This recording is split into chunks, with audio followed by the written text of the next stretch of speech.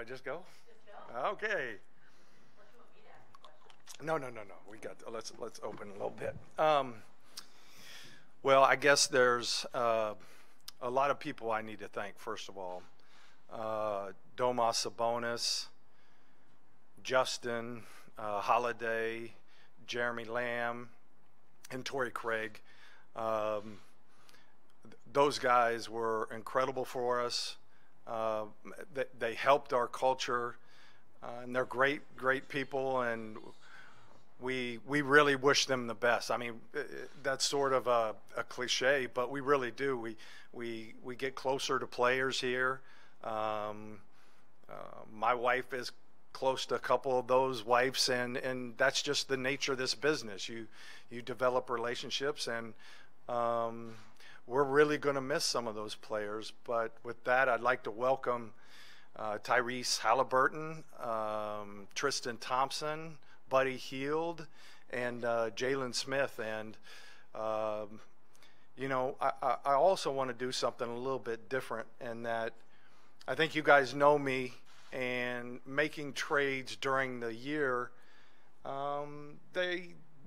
they have some challenges in my mind, and that is because families are a big part of it, and they have to uproot and get to Indiana and then get to their destinations, and that's something we don't take lightly, and that's probably over the past 5 or 6 years with me at the helm that we've held back, because there's a personal element that we feel very important about.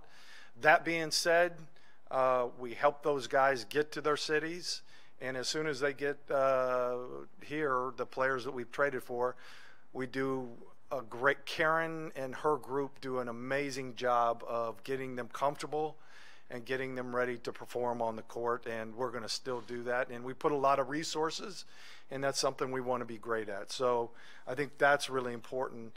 As you talk about, how we wanted to attack this trade deadline, I think there's a couple things that we really wanted to do, and I challenged Chad and Kelly and Ted, let's be super aggressive. And that is a little bit different from what we've done in the past for a lot of reasons.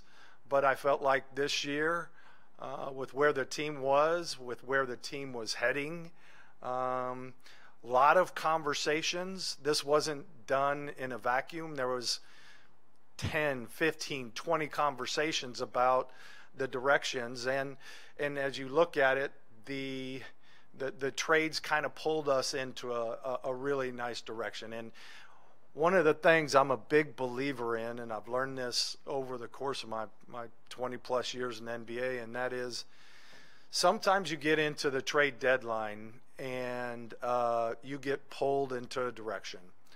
And even more important than maximizing every trade and getting every second round pick and doing what you're trying to do, more important than that is the ability to say, this is where we want to go.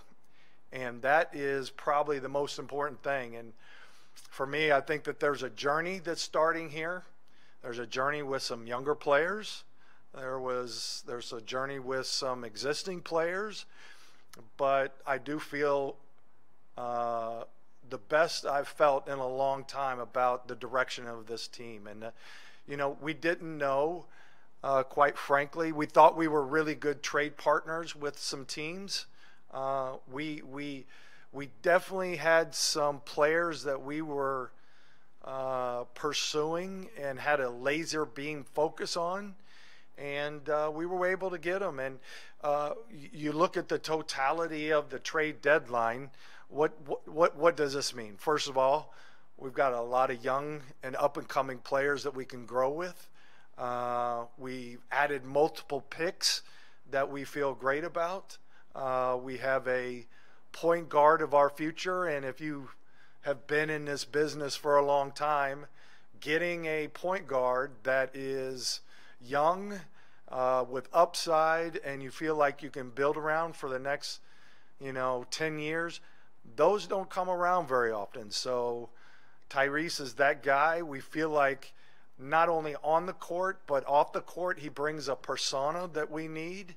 And it's going to be great building around him and Chris and as our young players and Goga and Jackson and Dwayne. We feel like we've got a lot of young players that we can take a look at and grow, but also we have some players that are accomplished, and if you blend them together, maybe a pretty good team. And I know people have talked about that. I've said, you know, I just want to be a tough out. And let me make a clarification on that, because I've seen it written, and I don't want to be a tough out. I want to be a great team. A tough out maybe sounds like, well, we're just okay with 1 or 2 wins. Mr. Simon has made it perfectly clear he wants to be a championship team. Now, that's a big word. I get that. But, you know, you got to become a team that wins in the regular seasons. You got to be a team that can get to the playoffs and then ultimately make changes and make adjustments to get further on. And that is without our goal. I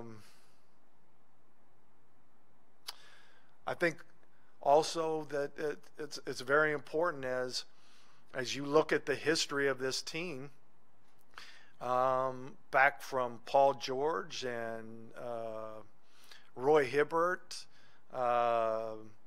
to Victor Oladipo, to now Domas Sabonis. Those are a lot of developed all-stars, and that's something that I'm very proud about. This organization does. We bring in these players, we identify them maybe with other teams, and then we think that there's more value here than where they are. And that's at the end of the day what you're trying to do is get players that can come here and be undervalued, and we can get them to where they want to play at. And I think this, you know, when I look back at Cleveland, that is definitely a win-win. I thank those guys for a hard negotiation, but a good negotiation, and also with Sacramento. I mean, the way that came together was a little bit later in the trade deadline.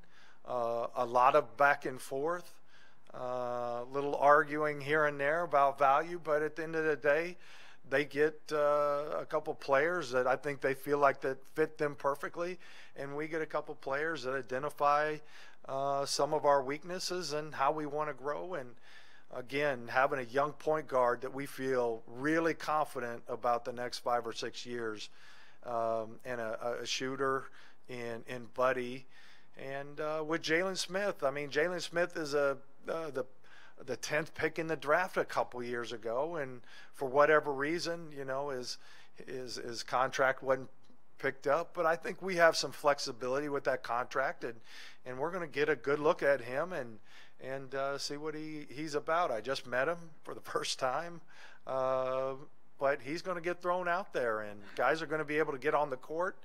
I did talk with the team before I came in here, and one of the big things for me is, can this team come together? Can they really try to make each other better?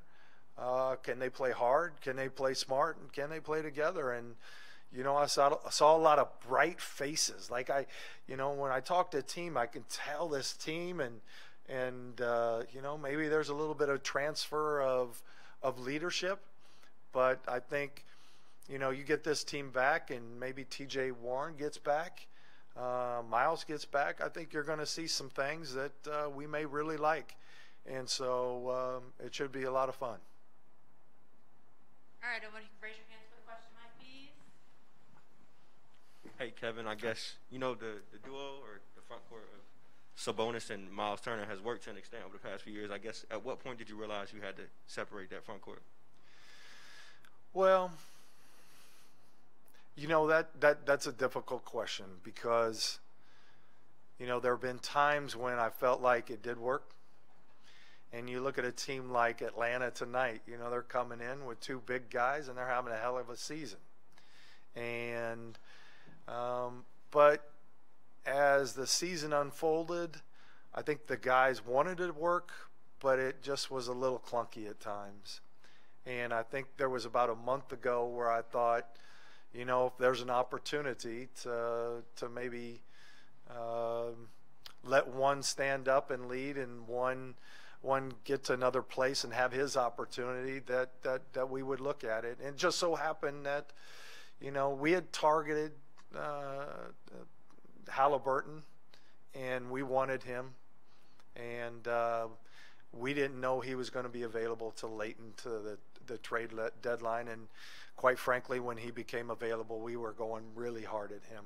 So we're going to miss Domas. We're going to miss how hard he plays and his passing and his rebounding. But this league is trending towards guards and wings and those kind of things, and I feel like we have a foundational piece in Tyrese. And again, I don't want to talk anything bad about Domas. He meant a ton, but in this new direction, I felt like Tyrese would be really a perfect fit for us moving forward. Kevin, you traded for both Vic and Domas, and you talked about growing them into all-stars here. Now that they're both gone on other teams, do you feel like this is a new kind of chapter for this franchise and you even as a leader of this team? Yeah, you know, in a way, yes. Every team brings, you know, some uniquenesses. I'm super excited. You know, you don't get an opportunity to get with a 21-year-old point guard who's as accomplished, you know, first team all rookie.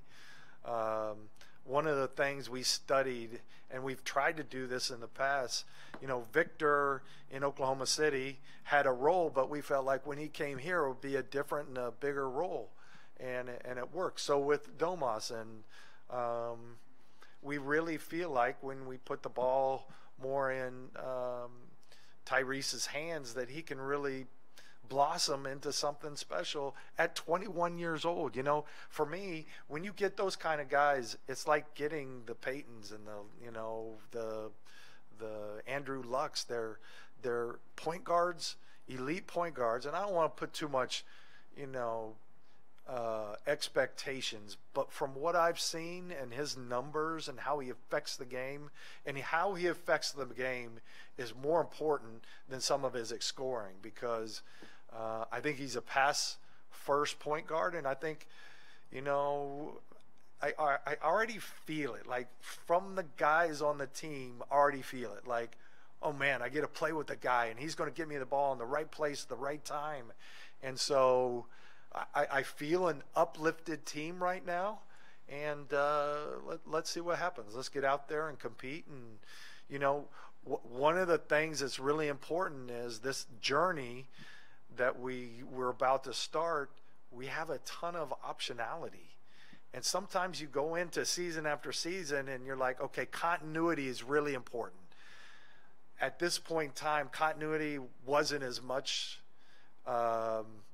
having the options, having 3 picks in the first 33 potentially, having cap space, having some pretty good vets, having some young players we feel like we can grow around. I mean, when you put that into the stew and you look at all the options, and we were just literally trying to look at the options on the board.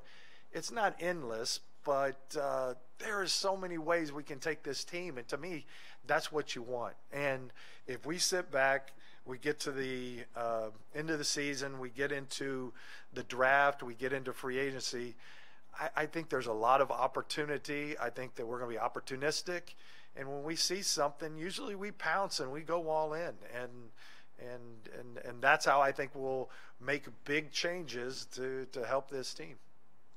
Kevin, in December, you know, Herb Simon met with local reporters, said that he loved this team. Yep. When did he sign off on taking it in a new direction? And do you all characterize this as a rebuild on the go or as a full-blown rebuild? I don't think it's a rebuild. I mean, look, we sit around and we try to come up with every word that could come up, reshape, retool. At the end of the day, what happens is you've got a couple good players that you really like, you want to build around, and you're evaluating where there's opportunities to add to that. And it could be internal, but most likely it's going to be external with our picks and our cap space. And everybody gets all worked up about cap space. Cap space in certain areas, it's critical, but there's so much you can do with cap space. You can take back contracts and pick up another pick. You can take on a player that you like and give up a pick. Cap space gives you a lot of opportunity for optionality. And at the end of the day, I felt like this team needed to identify a player that was as high level as Halliburton is, with Duarte, with Isaiah, with Goga, with some of these other young guys coming off two ways, and Terry Taylor and Dwayne Washington, and see if you can go after some of the big guys. Is that enough to attract big free agents? I don't know yet. But it won't be for the lack of trying, and it won't be the lack of us getting super creative to do those kind of things. And before this week, we didn't have that. We didn't have the ways to be creative. Now we got a lot of ways. And that's, I feel super lucky. Chad Buchanan and Ted and Kelly, they were unbelievable this week in giving me options that we could say, could we go in this direction? Could we go in that direction? And what I'm saying right here is it's not infinite, but we've got a lot of ways that we can go, and that's exciting for me. Okay, I apologize. I kind of got off on today. Herb and I talk every day. We FaceTime multiple times a day. At that point in time, I think he wanted to give this team a lot of confidence that he felt like, and we felt like, that we could turn it around. But as the season unfolded, losing a lot of close games, that the discussions turned to, is there a ceiling here, first of all? Is there a ceiling? And if all healthy, the truth is, if all healthy, we don't know what this team could have been. And that's unfortunate, but you can't keep saying, well, if we're healthy, we're going to be a good team. There's a point in time where you say, enough is enough, let's go in a different direction. And him and I had that discussion, and I remember specifically, and he said, okay, let's see what you can do at the trade deadline. Can you make these changes to point the ship in a little bit different direction and give us some more flexibility, both financially and by draft picks? And we were able to do both. To that point, when was that pivot point, and what all led to it beyond probably a poor record? Were there other factors involved as well? Scott, I think it happens, after a good win, usually we're like, boy, maybe we keep this team together. And then a loss would happen, and we evaluate, and it becomes a little bipolar, But what we really try to do is we took games into segments. This 10 segments, how did we look? In this 10 segments, how do we look? And it became pretty apparent that this is the direction, this aggressive, get picks, get cap space, and get one player or two players we feel great about building around, added to what the young players we had. And did it happen a month ago? No, probably 2 weeks ago. And that's a best guess.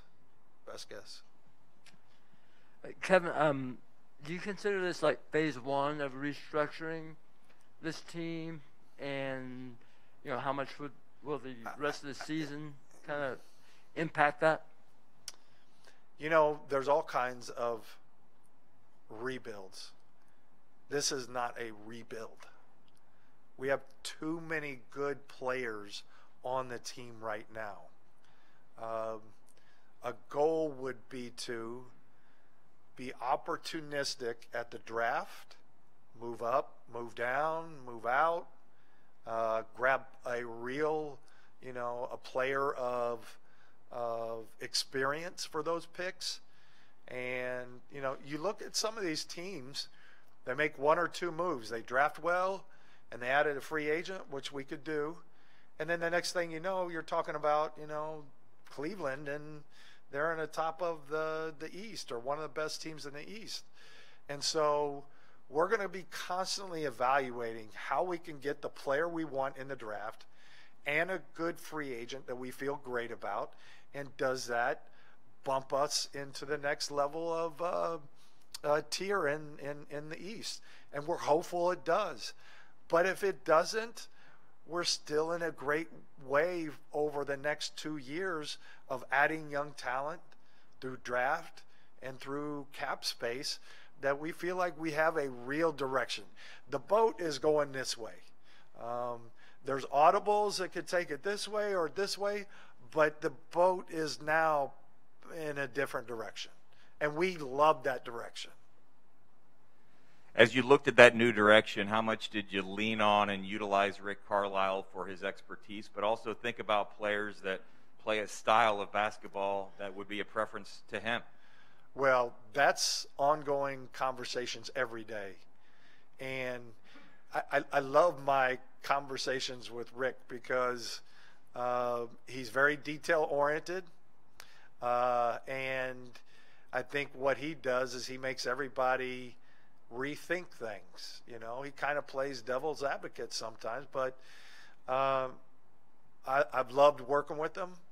He's a guy that we have a great enough of a relationship that we both can disagree already. And I remember having that with some of our previous coaches, where he would say something, I would say something, and we agree, we disagree, but with these moves, we were completely united. And I love that. I love a good debate. I love when we get in the room and it's not all yes. It's not all yes, do this. I like the hard debates where people are passionate and feel that their voice needs to be heard because of a certain reason. And my job in doing that is monitor the room and then listen to how it's being told. Is somebody super strong? With Rick, once a decision's made, he's all over it. And some of these, he was on board, and now that I think about it, he was all on board on every single one of these. He really wanted to go down this path. And he sees that, man, there's a great light at the end of the tunnel. Whether it's short term or medium term, we don't know. But we felt all very good in picking this direction at this time. Kevin, you mentioned that in past seasons you haven't been one to make a lot of mid-season trades because of personal challenges and things like that. What made this season different? Was it some of those conversations you had with Herb, or what entirely led you to making this season the one where you'd do that? Well, funny story. When I took over president and Larry stepped down, he went to Herb and he said, well, I can tell you from Kevin's days in Portland, he can turn over a team really fast. And we've done that. And so I've learned from Larry, like, there's really an importance of continuity. This one, I felt like multiple, how would I say this? We knew that if we were going to do one, there was a very good chance that 2 and 3 trades were going to happen. It wasn't going to be one in a vacuum that we weren't going to, that we were going to do. I felt like, instead of moving the ship a little bit, it had to be moved a little bit more. And whether it's even more than that or stay the same and add, I'm not sure yet. But at the end of the day, we felt like that there was going to be some significant moves. We have time for a couple more guys, and we have to get ready for Coach Carlisle. I'll say it's not too soon since you did bring it up, but you mentioned the draft capital that this team has. Is it fair to say that this is one of the more important drafts in franchise history here? How would it? Without a doubt. 100%. And we are dialed in from yesterday and doing our research. I believe this is the first time potentially that this organization's been in the top 10. If this, but I don't want to get ahead of myself. We don't know where we're going to be. What this does is, no matter where our pick is, maybe we have draft capital to get to where we want. If that's the case, maybe we like the pick that we get and we don't have to use it, but this allowed us to get really flexible in the draft, and that's where I really have wanted and have enjoyed. Last year, moving up and sneaking in there and getting Isaiah Jackson was something that really came to be about, and we were very lucky that happened because we feel great about him right now and his upside. Kevin, when it comes to Tyrese, the sense around the league that it was surprising that you all were able to get him from the Kings. Was he always the goal in a trade with the Kings, or was it something that became available, I guess, throughout several talks? I will say this: we had one player targeted, and we were able to get him. Kevin, That included knocking on the door a lot. I think we were the aggressors, and we felt like, that player was, something that could change our organization, or at least reinvigorate it. Kevin, there's been a lot of talk about the draft. I guess I'm trying to ask this the safest way possible. Is there a kind of mold of player you're going after in this upcoming draft? We've changed our structure a little bit in our draft process, and I think that's going to pay a lot of dividends going forward. So we've got to get prepared. One of the things of this draft, we have to get prepared at the top. We have to get prepared sort of at the middle, and we got to get prepared at the end. I'd like to say that we're going to pick 3, and this is where, but my MO is to move and adjust and get to where we need to get if there's a player that we really want. Hold on a second, guys. I didn't thank Karras. I've actually not been able to get in touch with him. I've called him, and he's called me back. And he was one of the hardest people I've ever had to trade, and I want to make sure we're wishing him the best and his family. That was he is a special person, and going through that process with them, I can't believe I forgot. I super apologize for that, and that's totally my mistake, but we want to thank Karras, and he's probably going to go get 50 tonight. Thank you very much.